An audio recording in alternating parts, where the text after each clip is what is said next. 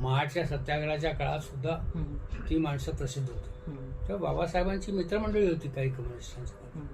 तर बाबासाहेबांची आस्था आहे, पण त्यांच्याविषयी लिहिणं, कारण एक तर ते काय म्हणते की ज्यांना लिहिता येतं तिथं कोणी लिहित नाही.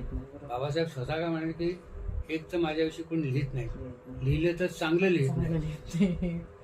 आणि अशा प्रकारे ते सगळं टीकेचाच विषय होता ना.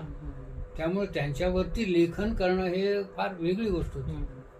पण मात्र काव्य करताना अण्णाभाऊ यांच्यावरती काव्य केलेलं आहे.